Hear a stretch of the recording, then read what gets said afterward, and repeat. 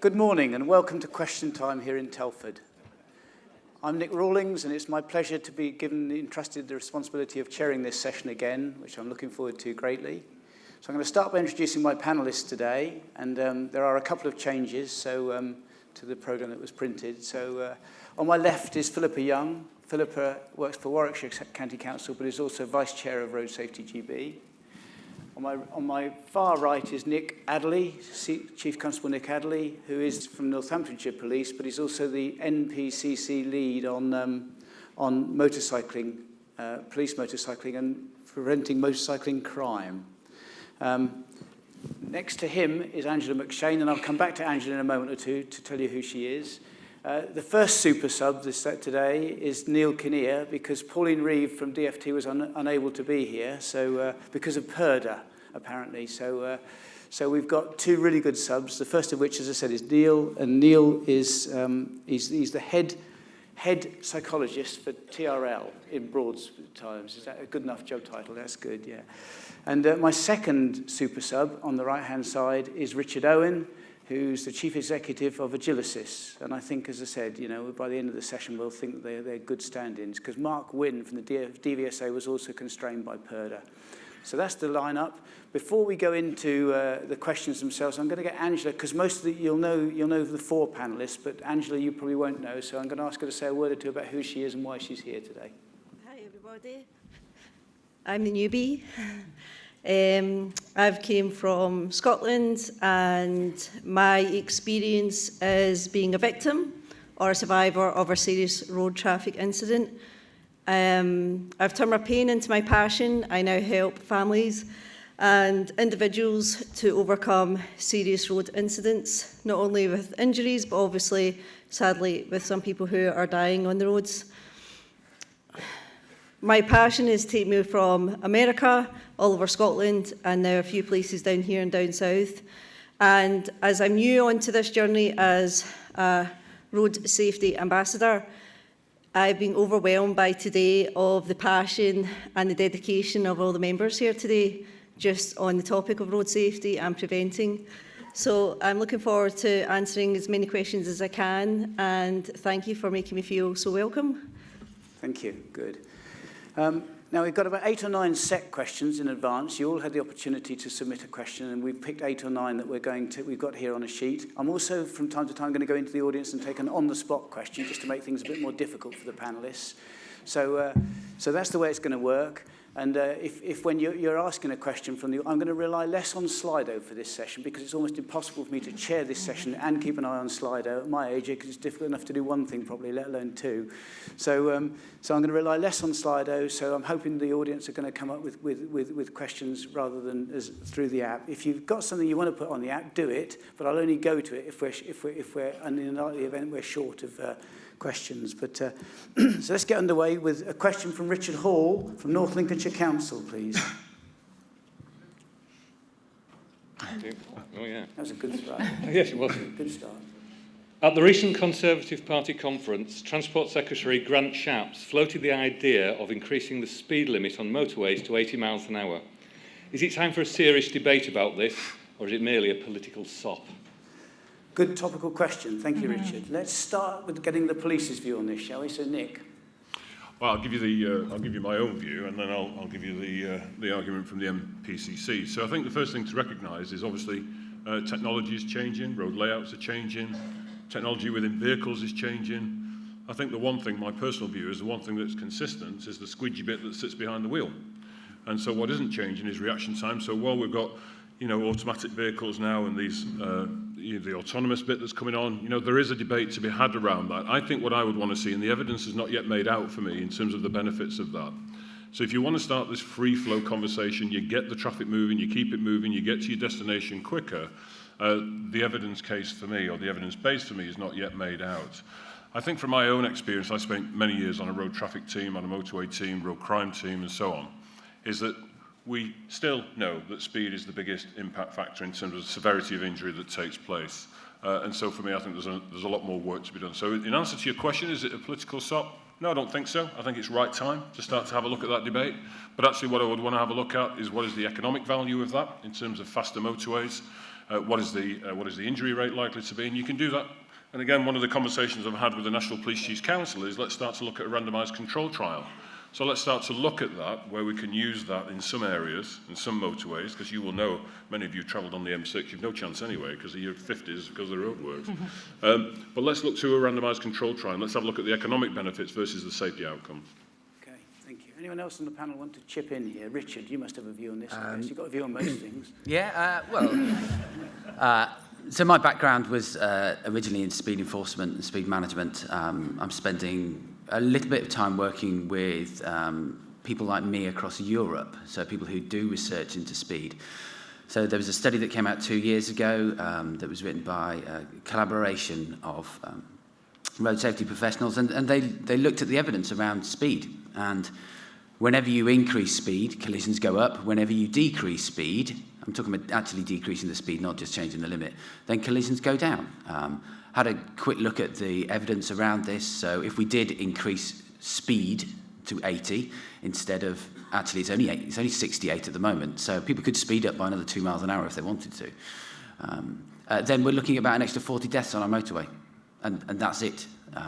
You can probably do some cost-benefit analysis that say that people get to work quicker, but ultimately we're saying that we're willing to kill more people on the roads, and I just don't get it.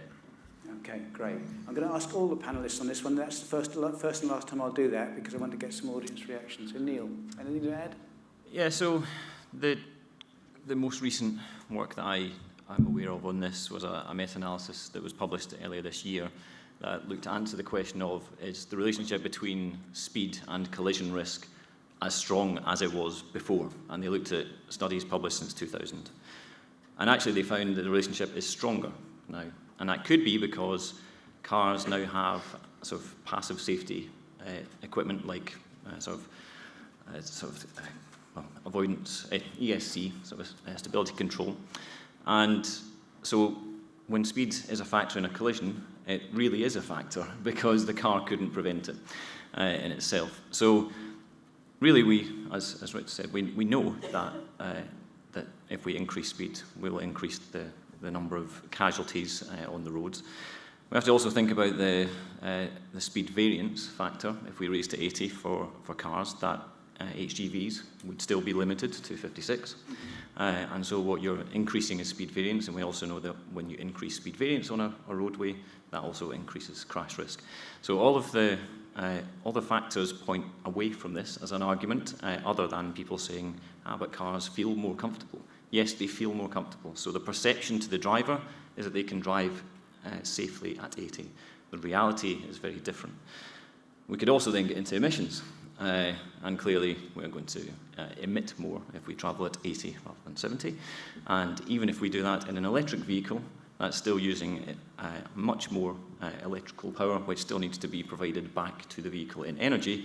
And unless you do that by renewables, you're still wasting energy in doing so. So everything tends to point towards this. And if I'm honest, I would rather we debated or focused our attention on rural roads where the crash risk is much higher, and stop wasting our time on this debate. Okay, Philippa? Just to answer the question, is it political stop? Yes, I think so.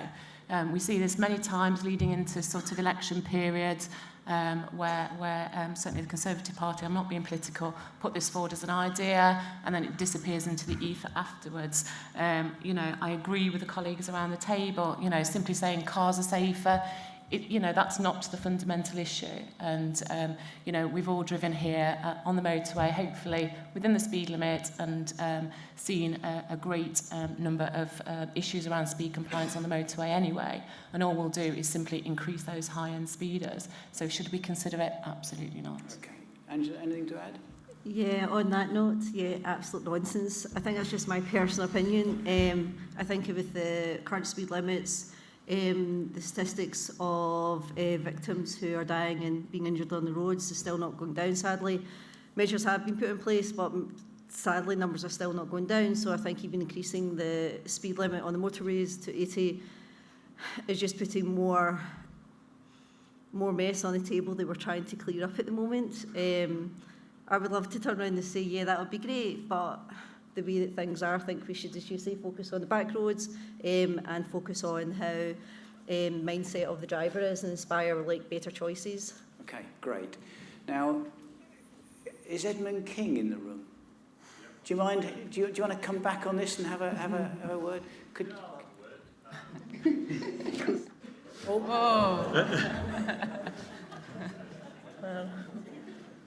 Yeah, I think it's interesting because we've had a 70-mile-an-hour speed limit for more than 50 years. And I think if you look at the theory, if you've got a 5-star car with a 5-star driver on a 5-star motorway in 5-star weather conditions at a safe distance from the car in front, 80 is probably safe. But the reality is that doesn't often happen. We haven't all got 5-star cars. And for me, the bigger problem on the motorway actually is not speeding, it's the tailgating. You can be doing 50 miles an hour and tailgating the car in front, and that is far more dangerous. One thing possibly to look at is variable speeds, because we're getting more variable speeds on smart motorways, etc. If you look in France, they have different speed limits in different weather conditions, so possibly that. What our members say, if it was 80, they'd want it enforced at 80, not 80 meaning 90. But I think, as the panelists have said, it's a little bit political.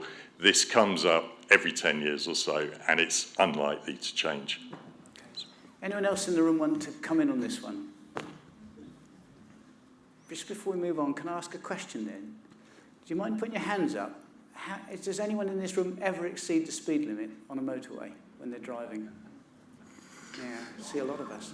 See, and the stats, I think, show that roughly 50% of drivers regularly, not occasionally, regularly exceed the 70-mile-an-hour speed limit. So I'm not making a case for it, I'm just saying that it's an anomaly, really, that perhaps I can understand why there's been the debate. Anyone else want to say anything now before I move on to the next subject?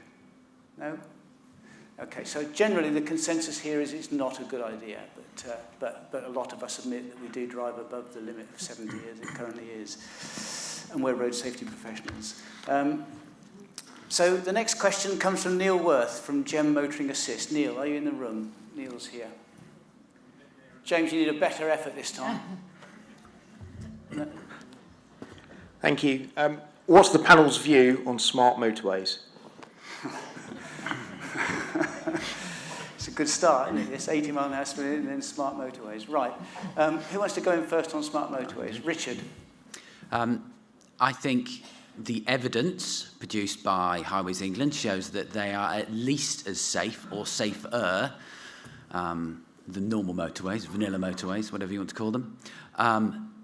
Intuitively, though, they feel unsafe. And motorists see an obvious, clear and present danger related to vehicles that are stopped in a live running lane. We all know in road safety that actually the hard shoulder isn't exactly a safe place to be either. So, you know, there is a clear debate. It's one that has been picked up by a lot of the newspapers. The Express and the Mail seem to be very interested in banning them. And I know that Edmund has very strong feelings on this one as well. You know, I'm always led by the evidence, but you've got to recognise that, you know, motorways are dangerous places and enough people that are scared of using them already. And so it can't just be down to education. We need to make people think that they're safe, as well as them evidentially being safe. Okay. Nick, do you want to say anything? Well, I mean, the evidence certainly for parts of the motorway that we police down in Northamptonshire shows that actually travel times have increased. The number of fatal collisions and serious injuries have reduced. The number of collisions, the number of accidents, non-injury, have reduced. The number of fatals and serious injury have remained roundabout static. I think if I speak from the police service, you're dead right. I mean, the motorway is a hostile place anyway. When the emergency services go on there without that protection and the HATOs as well, it's a very, very dangerous place. I know that Highways England are having a look again, aren't they? And they're looking at perhaps not building any more. So there isn't, the evidence just points towards that they are working, certainly on the M1 side of it, in terms of fatals, nothing in that really. So far, so good. But I mean, I completely agree. I mean, they do feel, even I feel slightly insecure on them. And I think if my vehicle does break down, you know, you're in a really precarious position with no off route, and that bothers me as an individual, Yes. as a father. As a police officer, it bothers me because our members have got to go on there and protect those running lanes, but actually the evidence actually shows faster running times on that particular stretch. Philippa? Yeah, in Warwickshire we're an island of smart motorways, so lots of experience, and I think it's important to understand the two differences. We've got the dynamic smart motorways and obviously the more static ones, and I think the HE themselves have come out and said, okay, we'll take a halt to implementing dynamic smart motorways and carry out an extensive review. And in that sense it feels too early, I think, for us to make a decision. But I think education actually has to be centre of this, and as I say, travelling around the area where I live, you see that people don't understand how to use them, and with that uncertainty creates fear and changes in behaviour. So if they are to stay, and I think there are some benefits from them actually, then I think education has to be part of that sort of intervention and that package. So can I turn it around, Neil? Can you give the microphone back to Neil, please? What's Jem's view on them?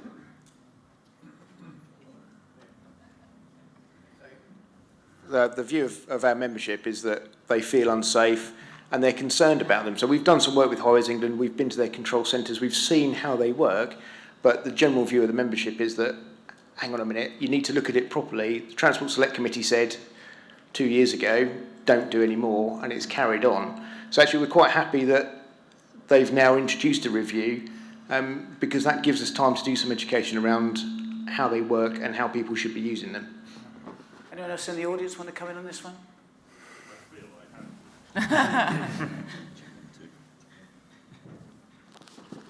I mean, smart motorways, you've got to understand where they've come from and what's changed. The M42 worked because it had lay-bys every 500 metres.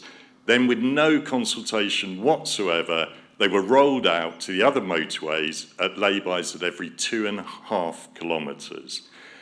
38% of breakdowns on smart motorways are in live lanes. Think about it.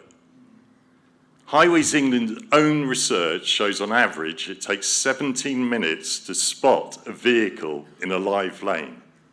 Think about it. They also answered an FOI last week that said after those 17 minutes, it takes 17 minutes to get a vehicle there to move it. That's more than half an hour in a live lane praying that people will abide by a red X, praying that an HGV won't come up. So it's a nonsense to say they're working based on a study on the M25, which is not the same as the M1.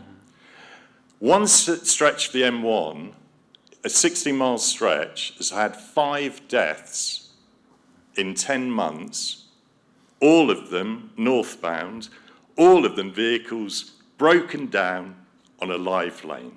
So the very minimum, what we need is to double the number of emergency refuge areas.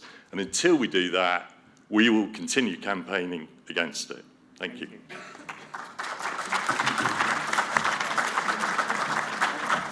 I'm going to give the panel a chance to come back on that in a second or two, but there was someone behind you, I think, who wanted to say something. Did I see a hand go up or not, or was it my imagination? No, it was my imagination. It was my imagination. Anyone on the panel want to come back on what Edmund's just said? Sorry, is there someone up here? Yeah, let's take another question, then I'll come back to the panel. Come on, let's throw it. Let's run. I think it's very interesting that in an age where we're allegedly trying to reduce transport carbon, the first 2 questions have been around increasing the speed on motorways, and secondly, what is behind the smart motorways is actually increasing most live lanes from 3 to 4, right? And therefore, the objective of that is to increase the capacity by 20 to 30%. Aren't both of these symptoms, right, of us having really wrong values with regard to the way we want to go about our strategic approach, right, to an over-dependency on, motor transport on our key routes, and not reducing the carbon associated with it? I think it's a point well made, Rod, and I think we'll take it on. Does anyone in the panel want to come on anything that either's come from the audience? Yeah, Neil. Yeah, so we could also say 100% of breakdowns on dual carriageways occur in live lanes, with no monitoring of those roads necessarily either. So we have to have a bit of perspective that a lot of people also break down on motorways in live lanes when there is a hard shoulder, but they can't get to it. So the removal of the hard shoulder isn't and hasn't been shown to necessarily be a safety issue in and of itself. I think what Edmund points out, though, is that there are areas where the monitoring and the emergency refuge areas are possibly not sufficient to enhance the safety. But actually, the running of all live lane sort of motorways doesn't seem to actually increase sort of risk to road users. But it may have shifted risk to specific situations that I think Edmund and possibly the roadside services are raising as concerns that Highways England obviously have to address and consider. And so I think that a lot has happened since 2004 when Highways Agency were told by the National Audit Office to consider this because it's happening in other countries and it would increase the capacity. So I think it's right that we take a step back and monitor and review this, but let's not jump the gun about them being bad when the evidence suggests that's not the case. Great, that's good. Let's just summarise where we are on this one, then we'll move on. So I think what we're saying is that the evidence suggests that they are safe, but the motorists don't feel that they're safe, and it's probably very timely right now that the DFT has commissioned its review into smart motorways, and that seems to be timely. So I think that's a summary of where we are on that one as far as this audience is concerned. Can I ask, this is timely because he's got the microphone in his hand, James Gibson to ask the next question, please. He's got to get his phone out to do it. So,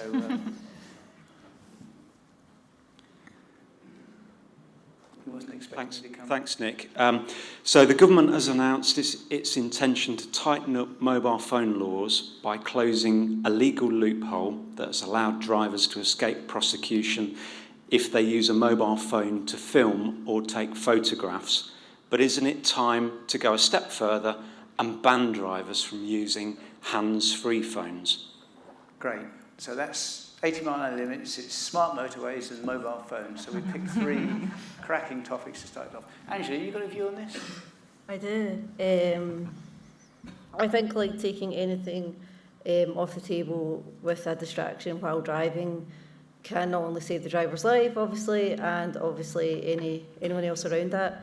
I started driving after I was involved in the road traffic incident, and it's given me a different perception on being as a driver. And I think that taking mobile phones out of reach or out of vision on the laps of drivers can only save lives. Yes, I've got quite a strong opinion on it. Mine is pretty basic, but that's where I am with it. Anyone else on the panel got a view on this? Simple answer, yes, absolutely. We should ban it, and it's a real shame, I think, that the government hasn't taken the opportunity.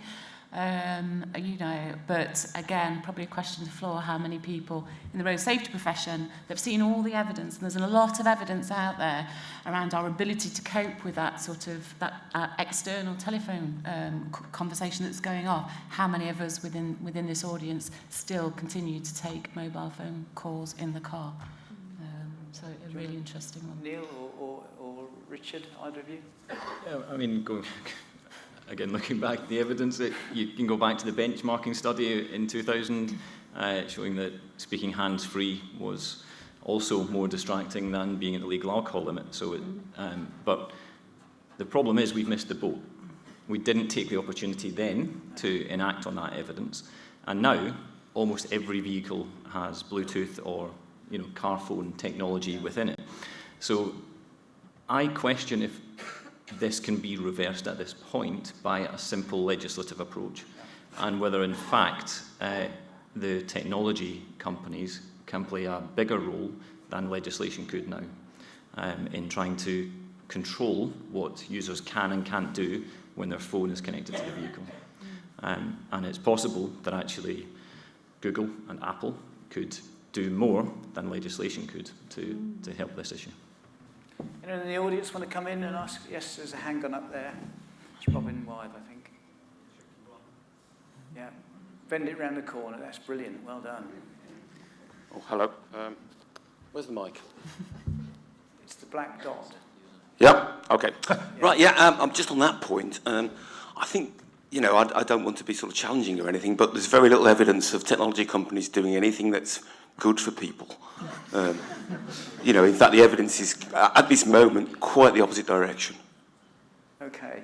Thank you. Anyone want to comment on that? Or Well, I agree with Neil. I think we've missed the boat. It's gone too far. We have not only technology companies but car manufacturers who are enabling us to use our devices, whether they're hands-free or built into the dashboard. You know, they're making us do it.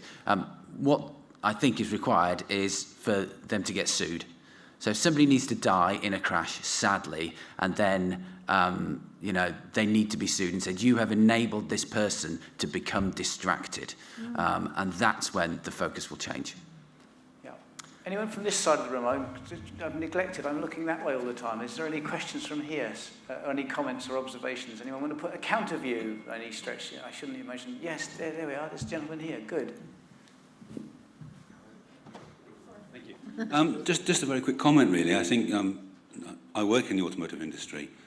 But the same company has a policy for all car users, management car users in the fleet, to not use hands-free. So I think, as well as individual choices and legal choices, also organisations can make decisions and drive this as well. It's a very good point, I think. Well made, yes. Thank you very much. Yes, thank you. Anyone else on mobile phones? Yes, a gentleman there. Oh.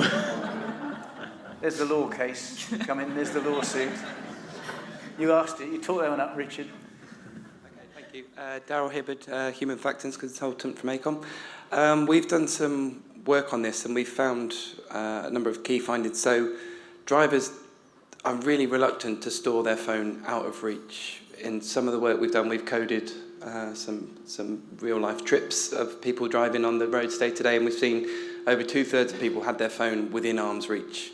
And we all know what it's like. We're sat in a meeting. If that phone buzzes, we look at it quickly. If that phone buzzes on the passenger seat, we look at it quickly.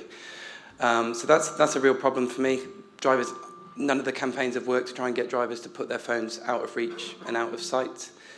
There's also, the problem for me is the small handheld interaction. So it's not the calls, it's the number of times we pick it up quickly and the impact that that's going to have on us, maybe 5 minutes down the line, 10 minutes down the line, as we think about what we've just seen on the screen. Now there's a WhatsApp message coming. I must check it at some point as soon as possible. So I think there's a real misunderstanding of the risks of even the smallest interaction with the phone whilst driving, which is the most concerning thing for me. Thank you. Thank you very much. Anyone else on this one before we move on? Yeah, there's one here. Simon. Hi, I've got also a slightly different school of thought on this. I agree that perhaps the boat's gone out of the harbour far too far and it's difficult to turn it back. But one of the questions I actually put to one of the last Undersecretaries of State for Transport was around the idea of changing the legislation which would give people, and when I say people I mean the general public, something from which they could then springboard off in terms of peer pressure. It's a bit like drink driving. That was made legally unacceptable a long time ago, but it's only been because the legislation is so straight and it's there that people have then been able to put on the social pressure to make it unacceptable. And I would like to suggest that perhaps that's an alternative way to go to make using mobile phones in cars, however, as a socially unacceptable behaviour. Yeah, good point. I'm going to move on, if that's okay, because we're halfway through and we've only tackled 3 questions so far. But before we do that, can I have a show of hands? All of those that think that hands-free mobile phones should be banned from use by drivers when they're driving. It's a massive majority, yeah, great. Okay. Thank you very much indeed. Right, let's move on to a question here about post-crash care from Matt Statham. Is Matt in the room? Thank you very much. I consider us very lucky in Beds, Cams and Herts to have a fantastic charity, the Road Victims Trust, that support families of those involved in serious RTCs. But I'm aware this isn't the case across the country. So my question is, what additional support could or should be provided to survivors and their families who are left to rebuild their lives after being involved in a serious road traffic collision? And following that, should we be looking to address the postcode lottery associated with these services? Okay, good question. Angela. Yes, please. Great question. On my journey of helping victims and families and individuals who are coming through being involved in a serious road incident or sadly some deaths, when I ask them what type of help that they want or what help they've had, they've been given a phone call line or an email link, and there's been no follow-up. One of the things that I'm trying to do, and I would like to work with other agencies, is to support our victims and families through the journey of recovery. For me, I was in a year in hospital. I was 10 years to learn to walk again. I've defied expectations of everything that I was told I couldn't do. Took 10 years. And I've met many other people who have been on that same long journey by means of being signposted wrong. I've not had the right financial support. For me, and like many other victims, when you're involved in a serious road incident, or maybe a minor one, you can lose your job instantly and lose your home instantly.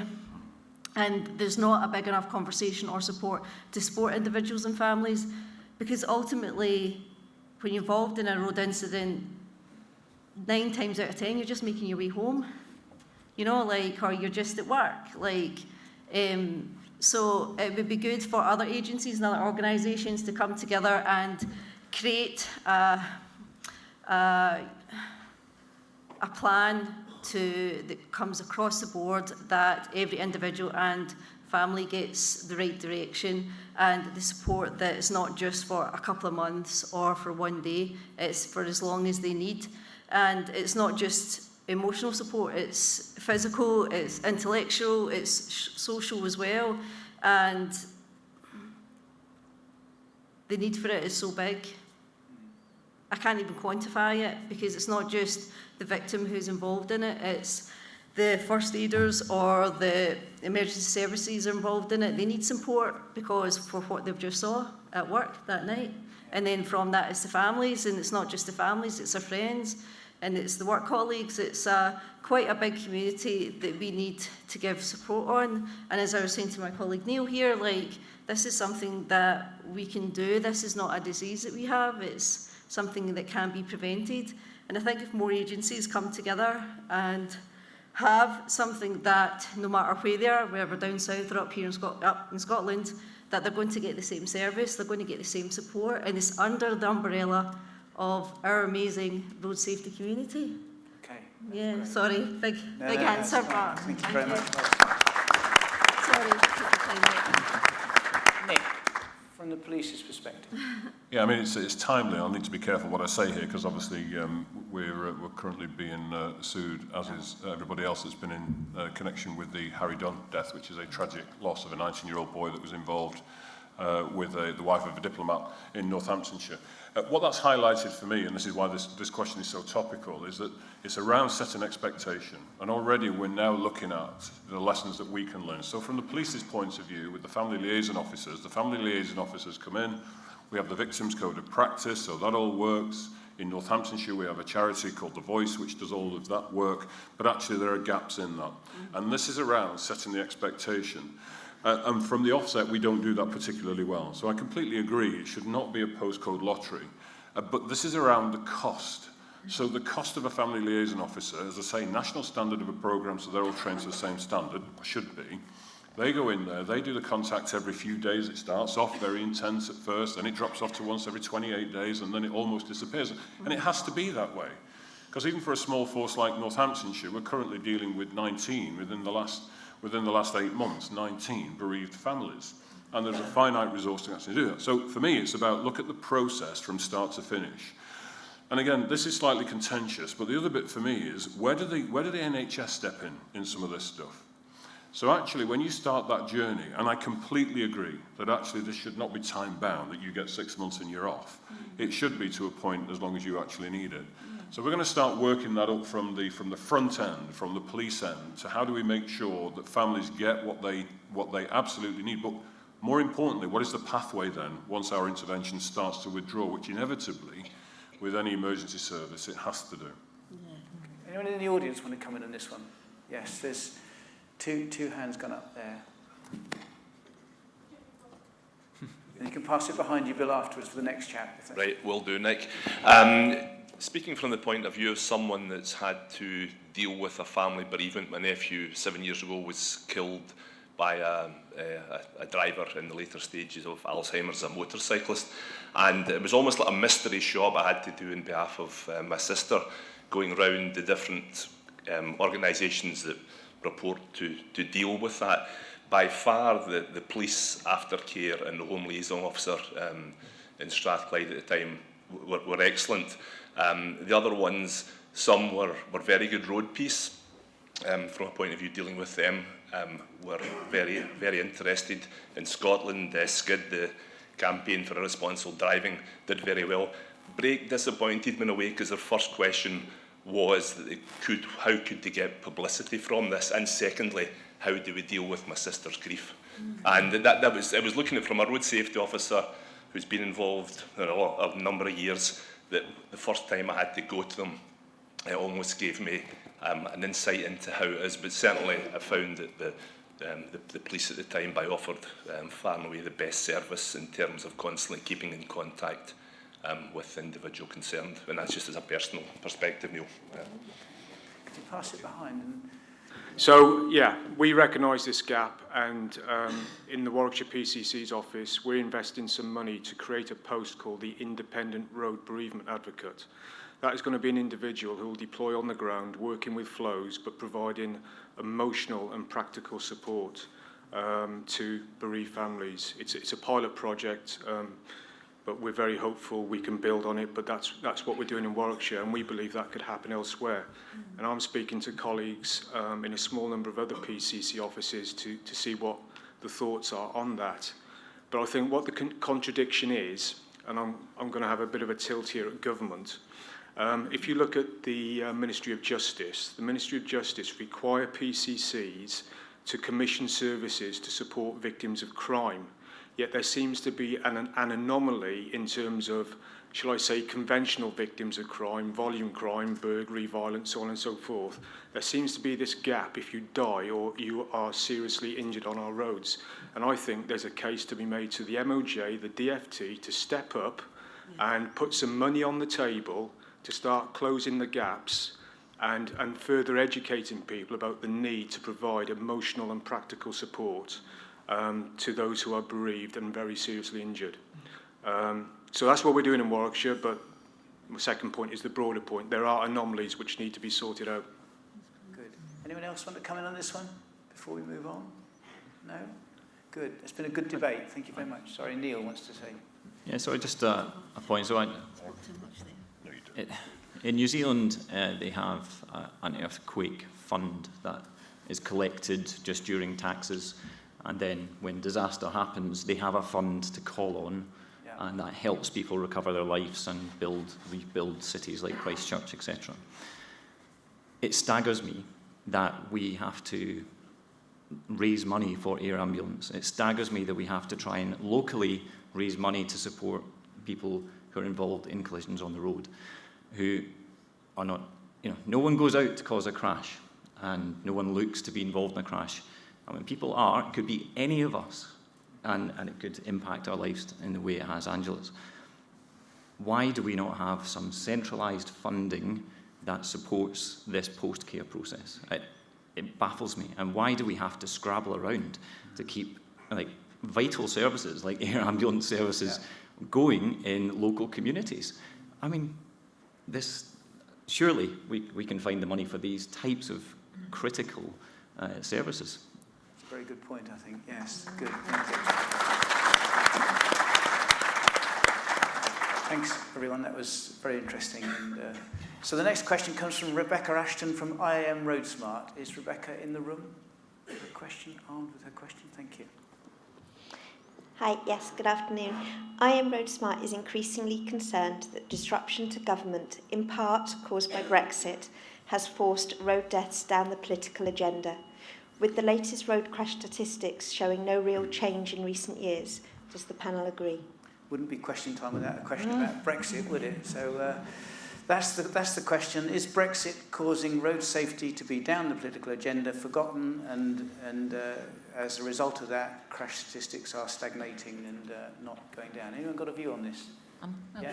Well, I think the simple answer to that is no, I don't think so, because road death and injuries, they plateaued before the Brexit agenda started. We're starting to see, I think across the country, that's starting to turn now, unfortunately, but they did plateau some time before this Brexit agenda came along. But the point that I will make is that it does need driving, excuse the pun, back up the agenda.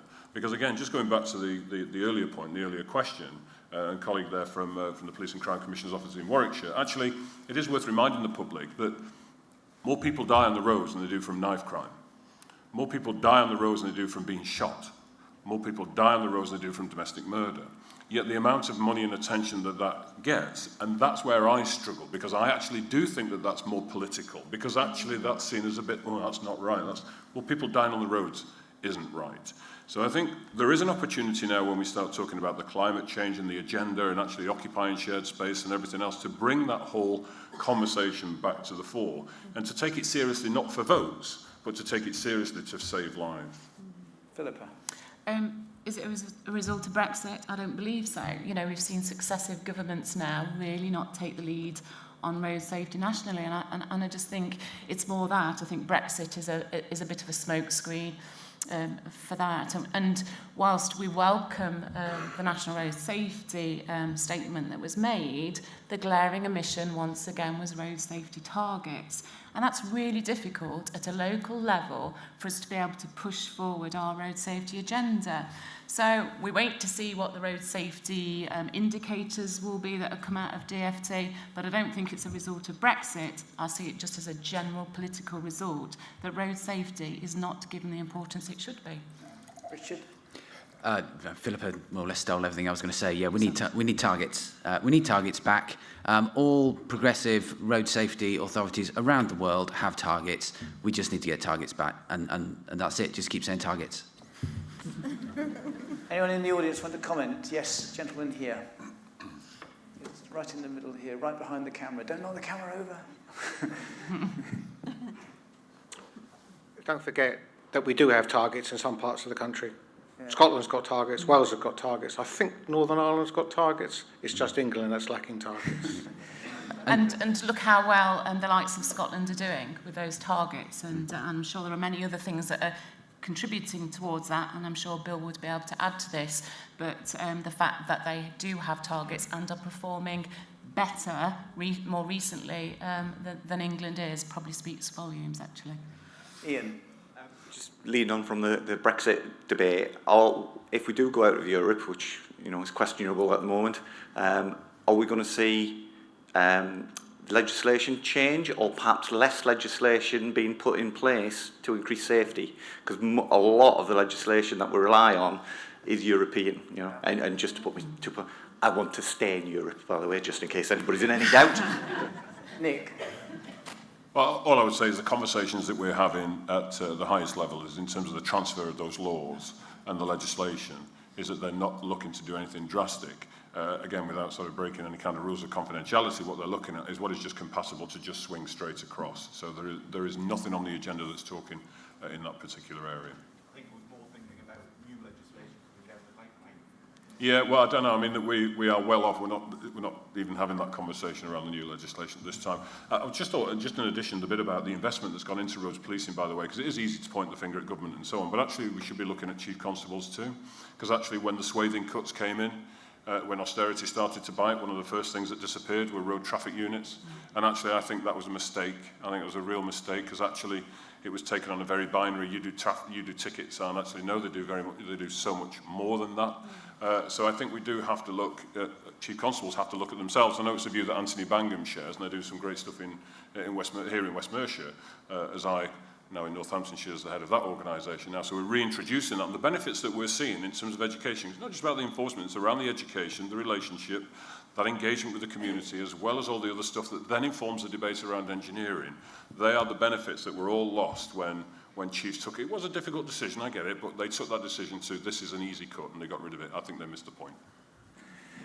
Right, I'm going to move on because time really is rapidly running away from us. I'm going to ask if there's anyone in the audience who wants to ask a question off the floor now, one that we haven't had preset. Has anyone got a burning issue they want to ask this panel or not? If not, there's a lady here.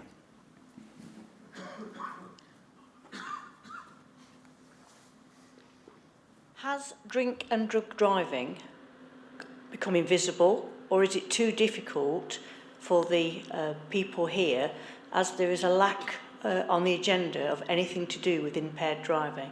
What's happened to it? Okay, so you're saying it's become a forgotten issue or ignored issue as far as the road safety profession is concerned, drink and drug driving. Anyone got a view on that? I would, again, I can only speak from my area and certainly sitting on the National Roads Policing Boards, that I don't think we publicise enough. I think the reality is that, and certainly I'll speak from the Northamptonshire point of view, we are stopping more people now who are under the influence of drugs than they are of alcohol. And the availability and the cost of actually the drug wipes and the kits that you can actually use now at the roadside, we now issue them to every single officer that's out there in a mobile unit, not just to specialist units. So you could argue actually, well, you know, you've got more kits out there, so the figures are going to go up. But the reality is we're seeing more drivers under the influence of particularly cannabis than actually through drink. Now, I think it goes back to the earlier point about being socially unacceptable. And you start looking at all the psychology around this, certainly around Generation X, Y, and Z, and some of the attitudes of these drivers, they don't get it. So, you know, I come from a generation where drink driving, absolutely, you would never want to do it, you'd never do it, etc. We're dealing with a different generation, actually see create, you know, the use of softer drugs, for want of a better word, as acceptable, and then getting in a vehicle and not. So we need to do more is the answer. It's not gone off the. It's certainly not gone off the agenda. I just don't think we publicise enough the amount of stuff that's going on in this world, in this field. Yeah, I appreciate that. Appreciate obviously from the police point of view, police forces have to deal with the drink and drug impaired drivers, but they're basically only arresting them when they're falling out of the cars.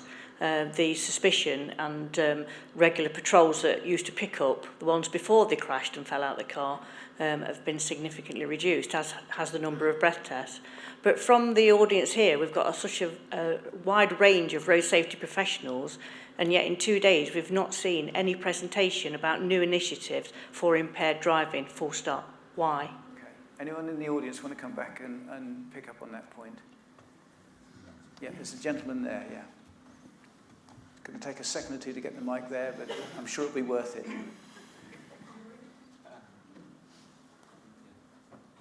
Well done, Liz. That was terrific. Okay, yeah, right.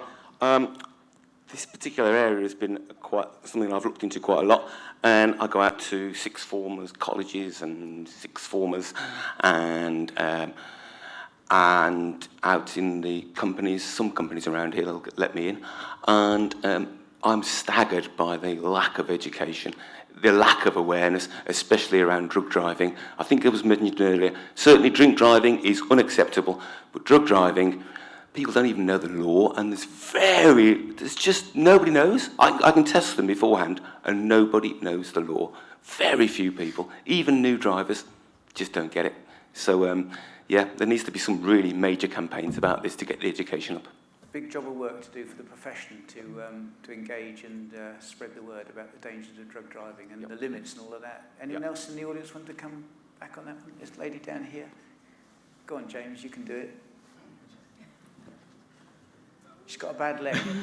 Well done. Yeah, yeah. Hi, Rebecca again from IM Road Smart.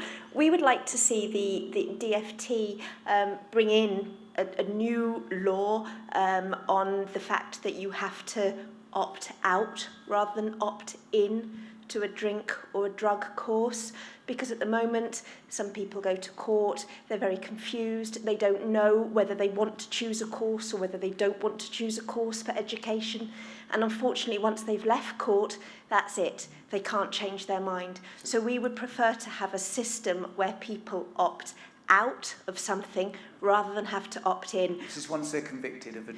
Once they're convicted, we know that the courses are working. The DFT tell us that they're working. They tell us that there is an improvement and that less people reoffend afterwards, and yet that people are not getting the option to change their mind and to go on to a course. So surely having a scheme where they can opt out rather than opt in is going to be better for us out on the roads. Anyone on the panel want to come in on this one? I'd support that. I mean, the evidence around the indoors courses that are run, you know, is quite clear around sort of sustained safety and behaviours after courses. And I think there's an awful lot that we can learn. And Heidi's probably quite right. You know, it's an area that's kind of moved into the shadows a little bit. And I think picking up on some of the things that Ian said earlier, it's time to renew, I think, and look at the behavioural change techniques, both in terms of how the indoors courses work, but also in what we can do in road safety profession when we're giving over these messages. So I think it probably is an area that needs to be explored further. Thank you, Heidi, for raising that. It's a good point, and I think it was very good that you brought it up. Thank you very much. Right, I'm going to move on, if that's okay, because we are literally 8 minutes away from finishing. So Tim Oxley from Central Bedfordshire Council. Is Tim in the room?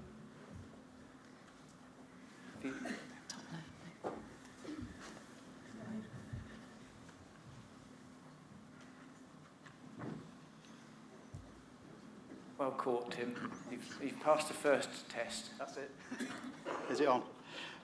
Yeah, can the panel suggest any successful data sharing processes between local authority road safety teams and their local police? I appreciate the need for data sharing agreements, but these don't seem to be working in many areas, particularly in my region. Richard. Hi, Tim. We talked a little bit about data in the past. Okay, this is my opportunity to do a big plug for the RSGB Champions Network. This is a group of data analysts in regions that get to talk about issues just like this. And this is one that we've already talked about. And there are some really good examples of best practice. We've got an online Slack channel, it's a thing, that we can use to discuss these kinds of issues. People can share the data sharing agreements that they've got. There's interest from Essex, for example, Will Cubbin there, in creating a template that could be used nationally. Get it agreed by DFT. Get the Information Commissioner's Office to have a look at it. The main issue, as far as I'm aware, is around postcode and VRM data. Everything else should be shareable very easily. But if you're having specific problems, if you're having specific problems, I definitely get involved in the Champions Network, the online forums, and there's lots of people there that are going to be able to help you out. Great. Anyone else?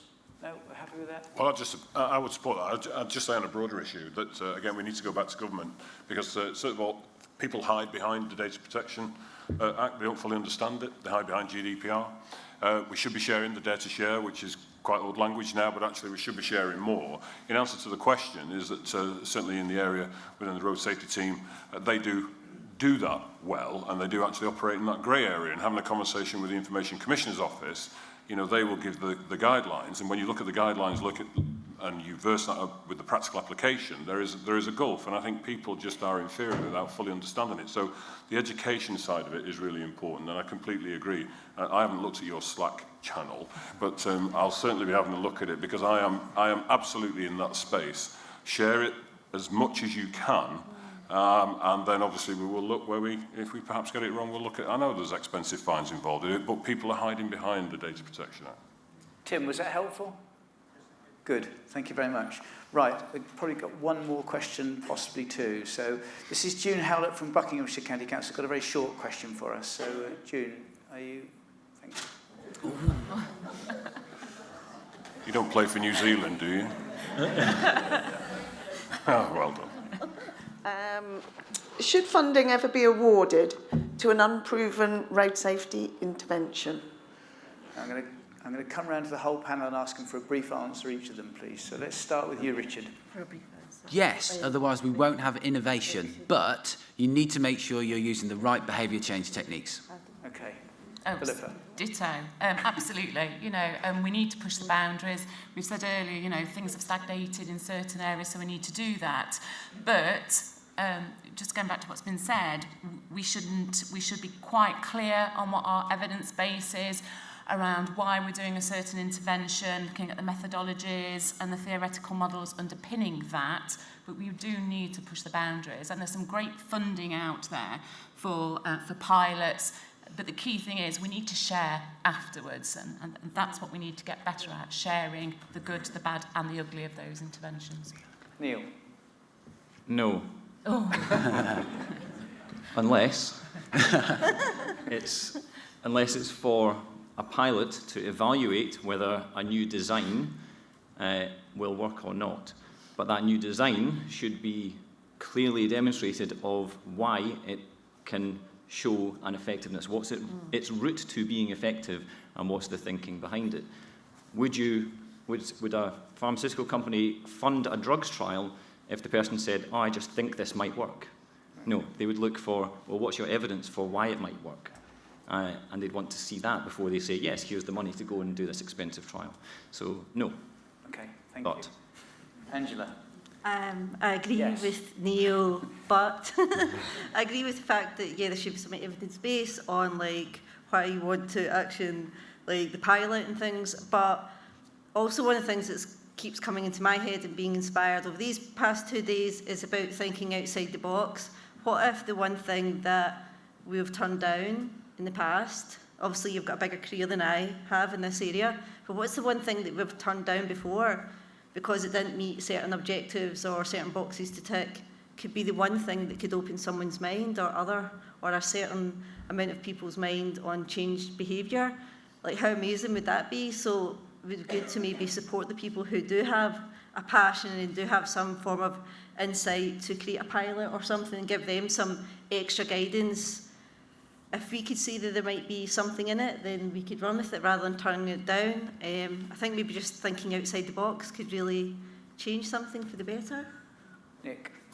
Yeah, I'm all for it. You know, a journey of 1,000 miles starts with a single step and all the rest of it. And again, for a police officer to say that without the evidence base, I would still want to do it, because actually some of these things, it's not wasted because it tells you what doesn't work. So some of this is, okay, you know, that we put X amount in, it didn't work, we know that it didn't work. So hypothesize, so do the hypothesis around it about what you want to try and get from it.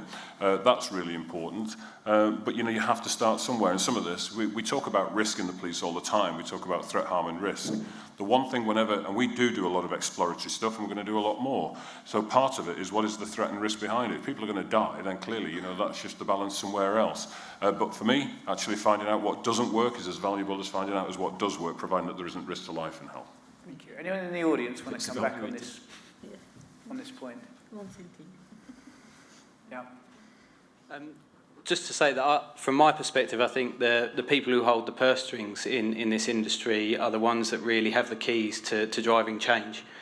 Because in times of austerity, we don't have the resources to go out and try lots and lots of different things. You know, I'd agree with Neil's point around we need to make sure that things are piloted to enable that so that we know what is working before anything's rolled out more widely.